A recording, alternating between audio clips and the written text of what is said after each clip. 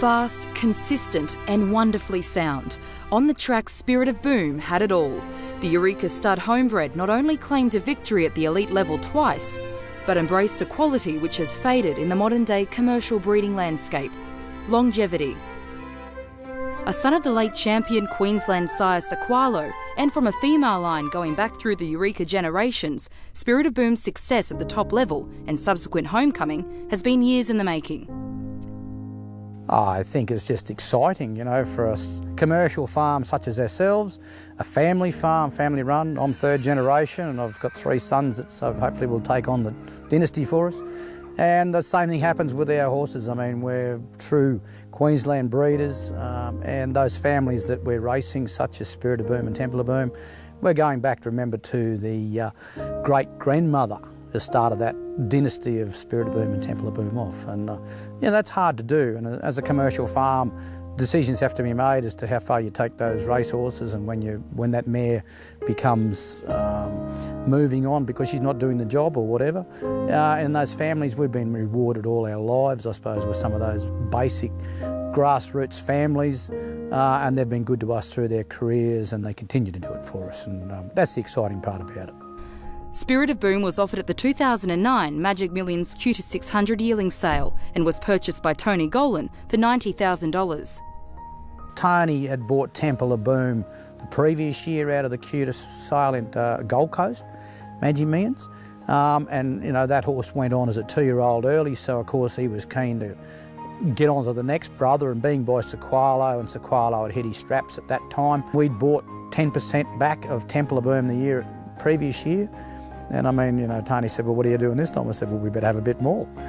So we had a bit more of this horse, and I think it's been rewarded. It's been great. Spirit of Boom became a headline horse during the latter part of his career. But let's not forget, he started first up in a stakes race as a December 2-year-old. He ran in the Feelin' Ready. That's the first 2-year-old race, or black type race for Queensland. I suppose the only thing that was frustrating for me was I actually bred and reared the winner of the race, so I had corralled it as far as breeding goes. He went then on to the Magic Million Prelude, which he blitzed him. But it's all Spirit of Boom that's going to gap them. Spirit of Boom has won by the best part of 7 lengths. Things didn't go to plan for the colt in the Magic Millions, but he gained some redemption in the Ken Russell Memorial before running a game second in the Group 2 Champagne Stakes during the Brisbane Winter Carnival. From here, the son of Sequalo began a frustrating run of outs and didn't add another black type win to his record until January 2012, when he took out the listed gold market on the Gold Coast. He has a pattern that needed to run his way a little bit, and if the pattern didn't pan out, we weren't given the opportunity. Now, when the pattern came his way, a tremendously enormous amount of power the horse has in a sprint, but he just needed to have daylight, and when he saw daylight, he just found overgear. After a spate of placings across the land, Spirit of Boom claimed his breakthrough group victory in the Caulfield Sprint in the spring of 2013. Spirit of Boom and Ready to Rip race up to Platelet and Broken. Spirit of Boom hitting the line full of running, and he's too strong, and Spirit of Boom by 3/4 to either Ready to Rip or Sharmal Wind. After 47 starts, the boom finally sounded on the big stage. It was William Reid's start number 2, 1,200 metres around the velodrome that is Moonee Valley. The crowd packed into the amphitheatre roared as the son of Sequalo finally achieved the Group 1 credit he so deserved. Into the straight now, Greg is grabbed by Spirit of Boom, Sham Express, Samariti. Here's Unpretentious coming down the outside. Spirit of Boom in front with about 50 metres to go. He's clinging on for his first Group 1 in a line-up, and Fondelina dived it in the inside. And he went past the post, and we were up in the grandstand, and I said, we've got it, and some of the other partners were there, and said, oh, we got it, we haven't got it. And there was an old bloke sitting beside me. He said, don't worry, son. He said, you've got that one. I said, well, I hope you're all right. And it was, I mean, but that was an R-biting one, Stand by. Two's got it, Spirit of Boom. He wins his first Group 1 at his 15th start, and a more richly deserved winner there couldn't be here tonight. Number 2, Spirit of Boom.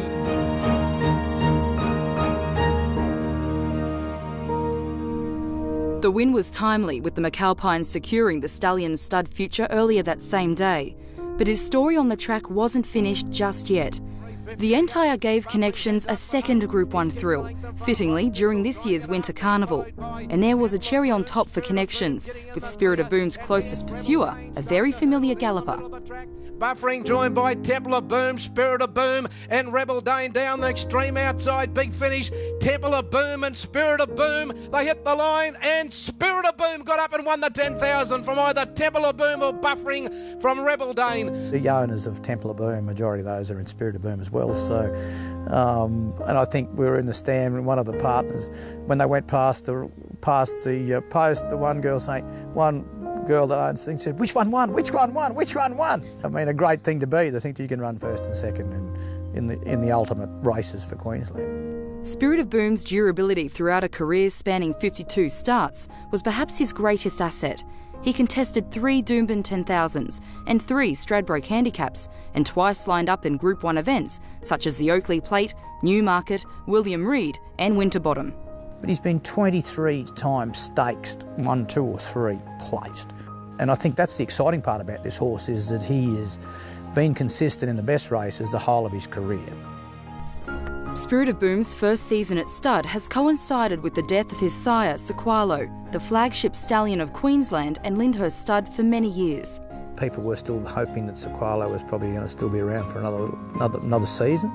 Unfortunately that has ended. So look, there's been some mares that have come to that horse for the season.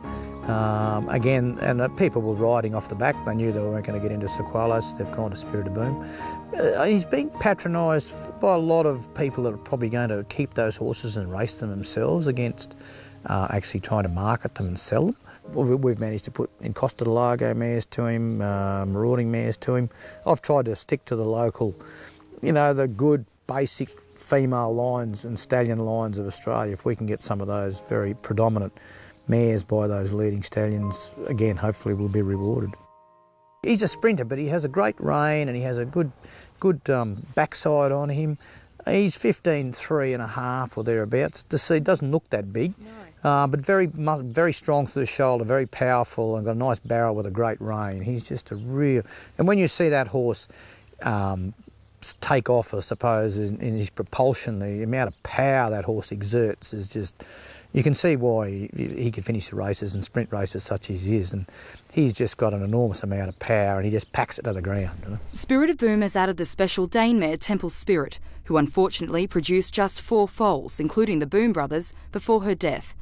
It's a family with strong links to Eureka Stud, including second dam Temple Top, who was raced by the McAlpines, and the Without Fear mare Temple Black. And the grounding for the whole family started back with the Without Fear mare, which we then bred to Sammy Palatins, which produced a Temple Top, and then went on to produce Temple Spirit. And through his dam line, Spirit of Boom has inherited the blood of Semi Palatinsk, a descendant of Star Kingdom who originally raced in Italy. He was imported to Eureka Stud and was twice Queensland's leading sire before his death in 2006, aged 28.